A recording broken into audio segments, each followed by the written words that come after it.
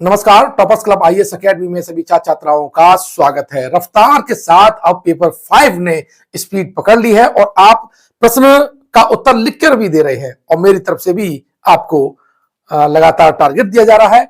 हम दोनों मिलकर के एक टारगेट को पूरा भी कर रहे हैं। अगर आप चैनल पर पहली बार आए हैं तो चैनल को सब्सक्राइब कर लीजिएगा। उत्तर प्रदेश लोक सेवा आयोग की मुख्य परीक्षा पास करने के बाद सीधा एसडीएम के दावेदार बनिएगा। और मैंने पहले ही बोल दिया था कि आपको पेपर 5 और पेपर 6 को मिला करके 250 जो अंक दिलवाना मेरा काम है। बस आप मेरी रणनीति को फॉलो कीजिएगा, मेरे द्वारा दिए गए टारगेट को आप पूरा करते रहिएगा। दावा ही नहीं है, आपको खुद विश्वास हो जाएगा कि आप इन दोनों में 250 नंबर यानी पेपर 5 और पेपर 6 में ले आएंगे। और ध्यान रखिएगा, यही मेरा रेशियो है आपका किसके लिए? हिंदी के लिए और निबंध के लिए। हिंदी और निबंध के लिए है, ठीक है। वहां पर भी हम 300 में से, वहां पर 300 में से बड़े आसानी से मैं बता रहा हूं आपको कि आप 100 प्लस आप निबंध में ला सकते हैं और 120 प्लस आप हिंदी में ला सकते हैं। इस तरह से ये 220 अंक लाने का बहुत आसान सा तरीका है। आप अगर प्रयास करेंगे तो हिंदी और निबंध को मिला करके 220 का आंकड़ा टच कर सकते हैं, जो कि एसडीएम जैसी पोस्ट को दिलाने में आपको महती भूमिका अदा करेगा। चलिए देख लेते हैं अपने प्रश्न को। प्रश्न क्या है? उत्तर प्रदेश जोत चकबंदी अधिनियम 1953 की विवेचना कीजिए। यानी सीधी सीधी बात है कि हम उत्तर प्रदेश जोत चकबंदी अधिनियम, इसके अर्थ, इसके लक्ष्य, इसके उद्देश्य को समझाएंगे और इससे किसानों को क्या फायदा हुआ ये भी हम समझाएंगे। यानी विवेचना की बात कर रहा है तो यानी इसका सीधा सीधा मतलब है कि ये 200 शब्दों में लिखना पड़ेगा। अभी चूंकि मैंने यहाँ पर शब्द सीमा नहीं है, आप इसे 200 शब्दों से ज्यादा वाले ही सेक्शन को मान के चलिएगा। देखिए, चकबंदी शब्द 2 शब्दों से मिलकर बना है, चक और बंदी। चक का अर्थ खेतों से, जबकि बंदी का अर्थ है बंदोबस्त करने से है। अर्थात छोटे छोटे और बिखरी हुई भूमि को मिलाकर एक बड़ा भूखंड अथवा खेत बनाया जाता है और इसको क्या बोलते हैं? हम चकबंदी कहते हैं। अगर चकबंदी की मैं बात करूं तो पहला राज्य था, देसी राज्य था, देसी रियासत थी बड़ौदा, और उसने 1902 में 1902 में चकबंदी लागू की थी। ध्यान रखिएगा, ये फैक्ट है। लिख चुके आप, आउट ऑफ यूपी की बात है, लेकिन राज्य की बात है, आपको थोड़ा ध्यान रहना चाहिए। इंटरव्यू में फायदा कर सकता है, ठीक है। चकबंदी एक ऐसी प्रक्रिया है जिसके अंतर्गत कृषकों के इधर उधर बिखरे हुए खेतों को उनके आकार के आधार पर उन्हें एक स्थान पर करके एक बड़े चक या खेत के रूप में परिवर्तित कर दिया जाता है। परिणामतः क्या होता है? कृषकों को खेती करने में आसानी होती है, उनके चकों की संख्या भी कम हो जाती है। साथ ही नाली, चक्रोड, संपर्क मार्ग या सार्वजनिक प्रयोजन हेतु भूमि उपलब्ध होने के परिणाम स्वरूप कृषि भूमि का नियोजन भी अच्छा हो जाता है। अब सपोज दैट, देख लीजिए, एक किसान है, उसका अलग मौजा या दूसरे गांव में जमीन है, 4-5 गांव है, उसकी जमीन बिखरी हुई है, कहीं 2 बीघा है, कहीं 2.5 बीघा है। सरकार क्या करती है? चकबंदी के माध्यम से इन सब को जोड़ करके एक चक उसको दे देती है, एक खेत उसे दे देती है, ताकि वो सारा काम एक ही जगह करे। तो इससे फायदा होता है, किसानों को भी फायदा होता है, सरकार को भी फायदा होता है। और जो भूमि का जो नियोजन है सरकार के लिए बहुत आसान हो जाता है कि कहां पर नाली निकालना है, कहां पर सड़क निकालनी है, कहां से कितनी जमीन लेनी है। तो ये नियोजन की दृष्टि से, ये भूमि सुधार की दृष्टि से ये जो अधिनियम आया वो बहुत महत्वपूर्ण था। दोनों, सरकार को भी फायदा था इसमें और किसानों को भी फायदा था।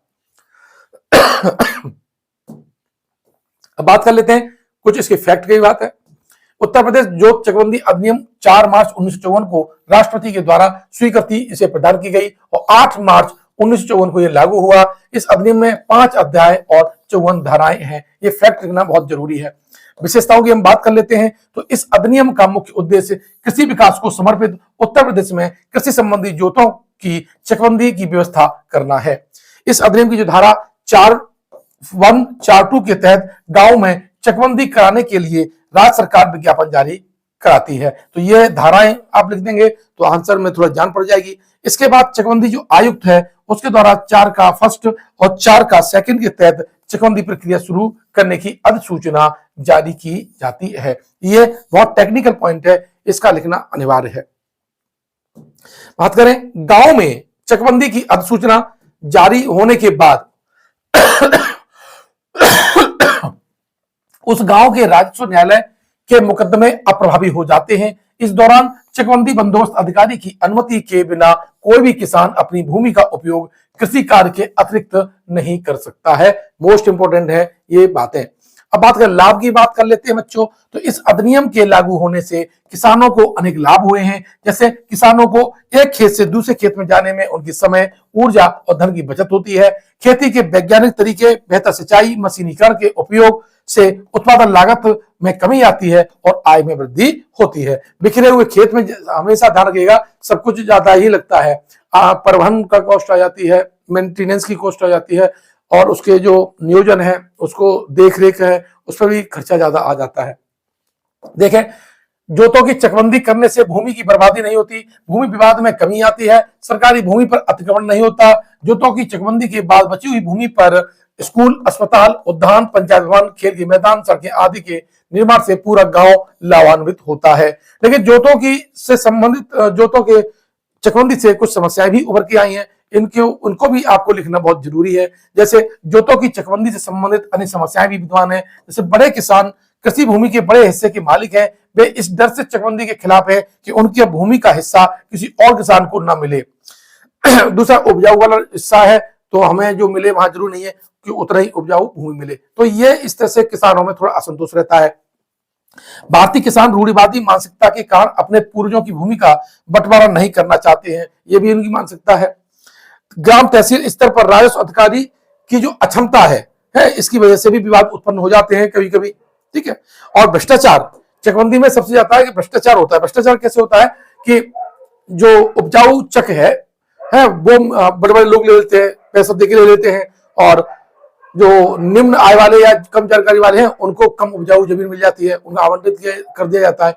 ये थोड़ा इंटरनल भ्रष्टाचार है और ये देखने को मिला भी है, और मोस्टली समस्या भ्रष्टाचार की यही निकल के आई। अनेक क्षेत्रों में मौखिक समझौते पर की गई खेती का कागजी रिकॉर्ड नहीं है, तो इससे भी चकबंदी में दिक्कत आ जाती है।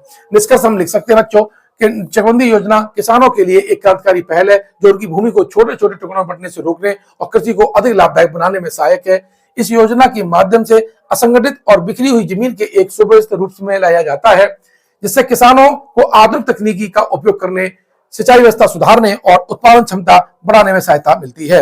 यह योजना किसानों को आत्मनिर्भर बनाने में, देश की खाद्य सुरक्षा को सुनिश्चित करने में महत्वपूर्ण भूमिका निभाती है। यह इसका निष्कर्ष था। इसमें आप अपने शब्दों के तोड़ मरोड़ करके नए कलेवर के साथ इसे लिख सकते हैं।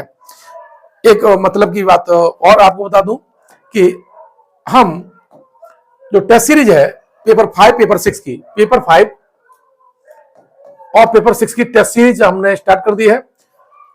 उसका प्रोग्राम घोषित कर दिया है। उसी के अकॉर्डिंग हम आपको ये प्रश्न भी समझाते हैं, बताते हैं, चेक करते हैं, मूल्यांकन करते हैं। और ध्यान रखना, मेंस लिखने से आएगा।